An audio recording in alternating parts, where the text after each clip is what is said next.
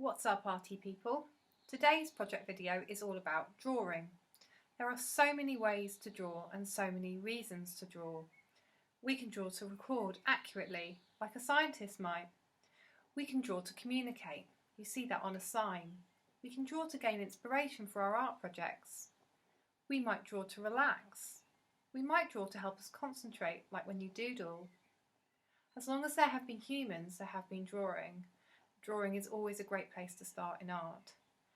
This video is not about how to draw accurately, but rather about ways to draw. I'm going to take you through some methods of drawing that are very different from each other and will encourage you to approach drawing objects from life in different ways. We're going to use blindfolded drawing. That's right, drawing blindfolded, using the sensation of touch to help you. We're going to do continuous line drawing, where you draw without taking your pencil or pen off the paper. We're going to use mixed medium drawing, where you use chalk and pencil to focus on the spaces in between objects to help you get the shapes accurate, or just to help you see the gaps in between things. We're going to use oil pastel to draw, which you can blend to create layers of depth and tone. And we're going to use red, yellow and blue colour pencil to draw. There are primary colours, of course, which will allow you to create all of the colours you wish. Finally, at the end of the drawing methods, you'll have the opportunity to cut and collage your drawings together to create an outcome. This drawing project is completely appropriate for any age and level. It will help you pre-GCSE, GCSE or A-level, and is a one-stop shop for really pushing yourself forward. If you've made a 3D piece, you could use these methods to draw from it. If you're starting your project, you could create an amazing research section based on using these different drawing methods. Before we start, I'd like you to do your mindfulness activity. If you place both feet on the floor, really ground them down. Pause the video, take a deep breath and concentrate on the sensation of your feet against the floor. For 1 whole minute, time yourself. This grounding exercise is a really good way to focus your mind in the present before you start drawing, and you can do this every single time you're going to draw to relax yourself and make sure your mind and your hands can communicate with each other effectively. Okay, we're going to start now with continuous line drawing. I've sped some of the videos up so you don't get bored, and I hope that they're helpful to you. I'm 100% sure that there's something for everybody in this drawing projects video. Thank you and have fun.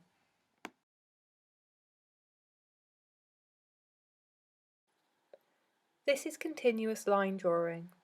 A continuous line is made by placing your pencil on the paper and drawing with one smooth continuous line. You do not lift your pencil up off the paper. Do not allow yourself to. With continuous line drawing, as your eyes travel slowly along the contour or outside edge of the object which you are drawing, your hand will move in synchronicity at the same time and in the same direction as your eyes. Continuous line drawing is an excellent method for developing communication between your eyes and your hand. If you struggle with this style of drawing, try turning your object upside down. Continuous line drawing is excellent as it forces you to look at the shape of things and takes away the necessity to consider tone, lights and darks. You might go backwards and forwards correcting your drawing, but do not take your pencil off the paper. Unbelievably, this is sped up, this video, 200% faster than I drew. So you can see that my hand and eyes were working together quite slowly, and that's fine. Continuous line drawing is an excellent way of developing your observational skills, and I would suggest you produce at least 5 continuous line drawings as part of this project, working directly from real things that you can see and hold in front of you.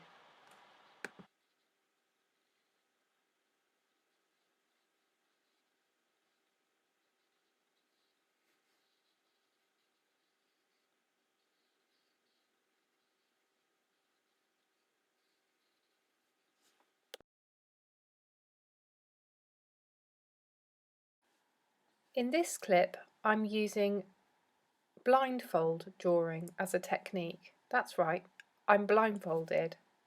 I promise you this will work so much better than you can possibly imagine. You can see from the speed of the video that I've definitely sped this up quite significantly. Tape or blue tack your pencil down so that your paper doesn't move. Put your blindfold on, and with your non-dominant hand, that's the hand you don't usually draw or write with, feel the texture and shape of the object which you're drawing. Allow your other hand to interpret the textures, the softness, the hardness, the smoothness, the fluffiness, the shininess perhaps of your object. You might need to stop and just refresh your memory with where your pencil is every now and then, and that's okay. You can remove your blindfold for a minute. I trialled this with the lower 6th class earlier on this year, and they were amazed at the accuracy of the drawings which they produced. When I made this drawing of the leaves, I was really surprised by how accurate the fluffiness of the leaves was, and the shape. I really do think that blindfold drawing, apart from being a lot of fun, is surprisingly accurate and really worth having a go at. I would like you to produce at least 3 blindfolded drawings as part of this project. Don't worry if they don't look like the thing that you're drawing. Drawing isn't always about producing an accurate representation. Sometimes it's about exploring form and the experience of the drawing. I really hope you have fun with the blindfold drawing, and I'm sure you'll be amazed at the results.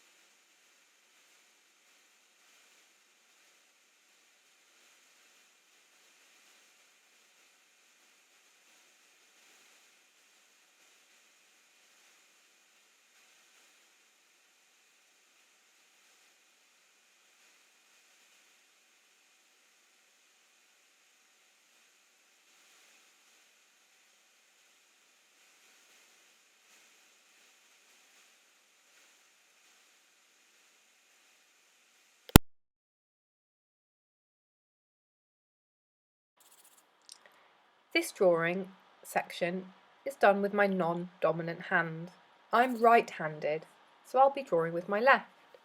You can see that I'm warming my hands up ready to go. It's really important to warm your hands up before you start to work. You wouldn't go for a run without warming up now, would you? Non-dominant hand drawing is fantastic for producing drawings with a really fragile, delicate line. You can still vary the pressure you place on your pencil when you draw with your non-dominant hand. Drawing with your non-dominant hand will make you look so carefully at your form. You can't make it up with your non-dominant hand, you just don't have so much control. Do 2 drawings with your non-dominant hand and then draw with the hand you usually draw or write with, your dominant hand. You'll be amazed at the difference it's made. You will have been really forced to look properly at your objects. Non-dominant hand drawings often have a really beautiful fragility and can sometimes be the favourite thing that I produce in a whole day of drawing. I hope you enjoy this non-dominant hand drawing. Remember, I'd like you to produce 2 non-dominant hand drawings from your first-hand real-life object you've got in front of you.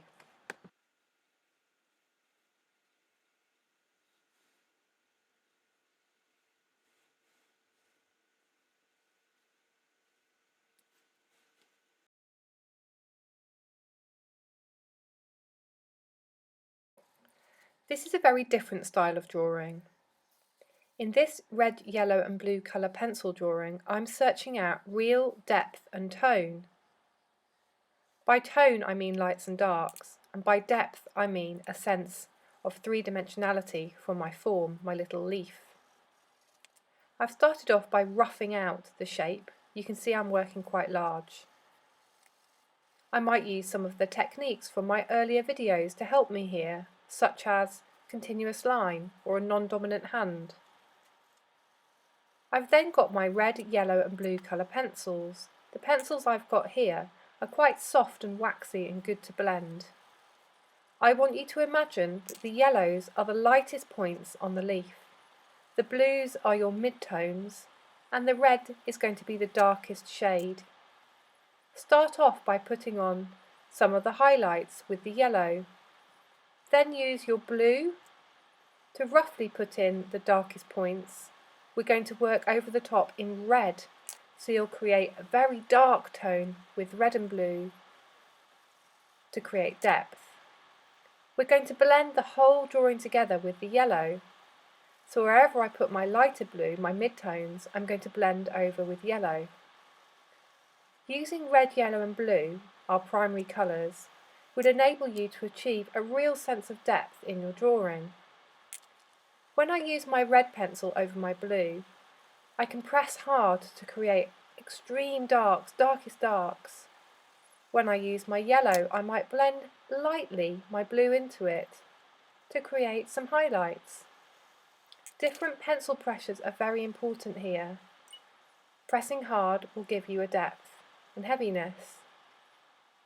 Later on in the video, when I start to create a shadow form to weight my leaf down to the ground, you can see that I use a light, scribbly texture with my yellow pencil.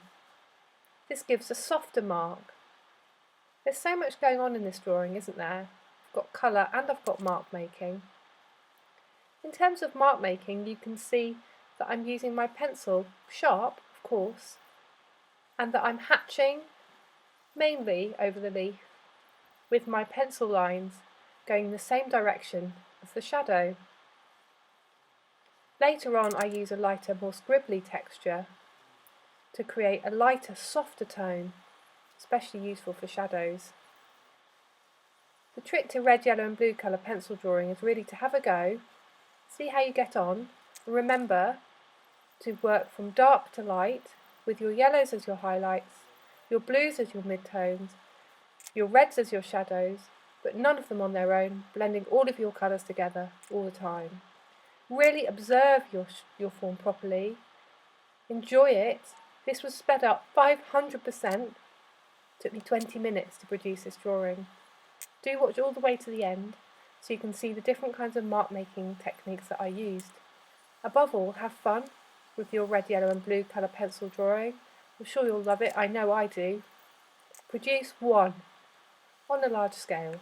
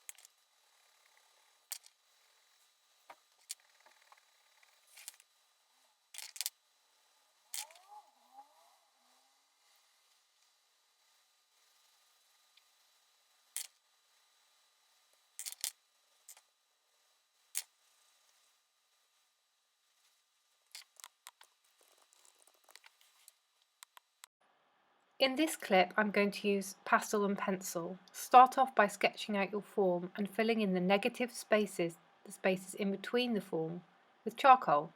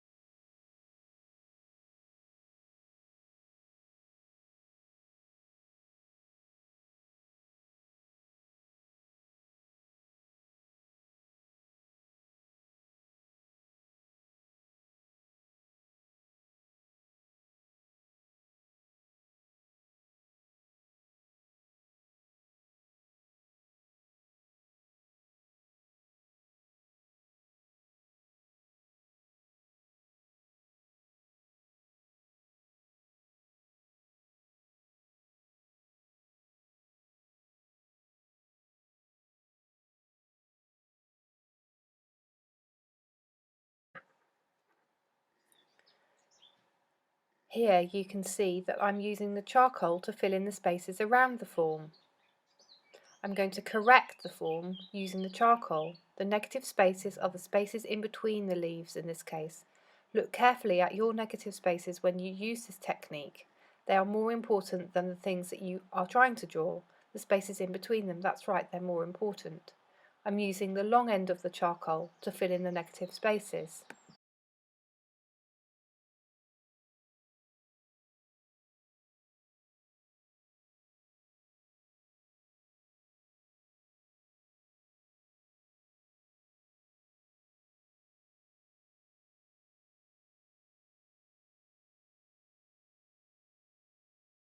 Now, using a limited colour palette, I'm filling in the leaf forms. Use your mid-tone to fill in the main shapes. Use a warm tone to pull areas forward. Use a cooler or a darker tone to push areas back. It will look a bit of a mess at this stage. Don't worry, you're going to pull it together.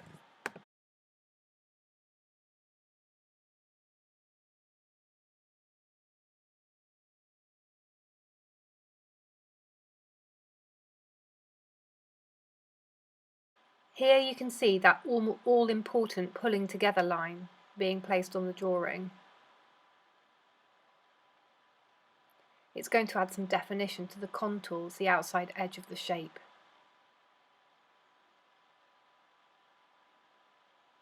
You'll also be amazed later at the difference a little bit of a bright light colour can make.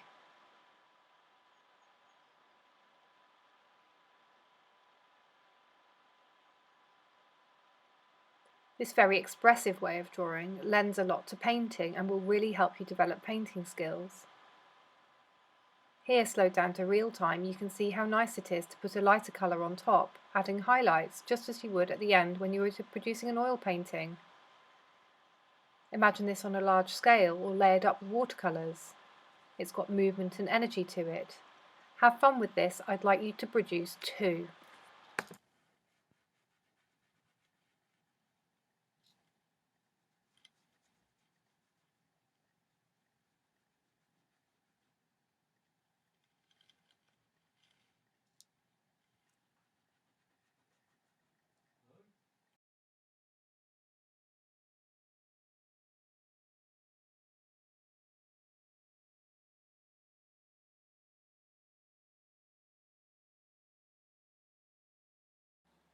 Don't be afraid to experiment with everything in your art box. In this very short clip shot early in the morning, I'm using white oil pastel to blend lots of colour, which I've placed on my page.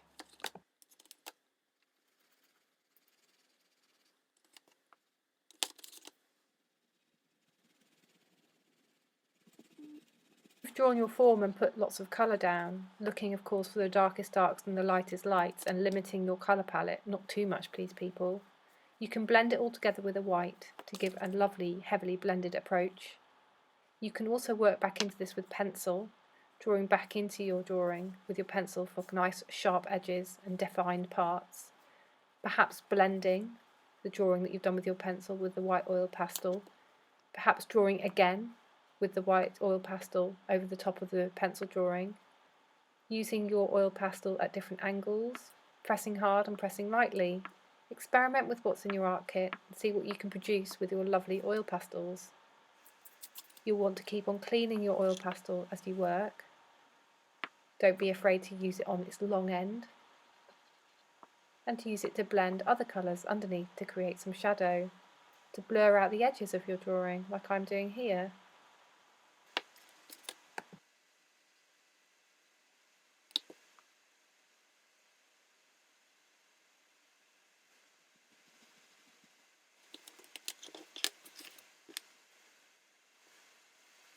Produce 2 drawings with your oil pastel and a soft pencil such as a 2 or 4B.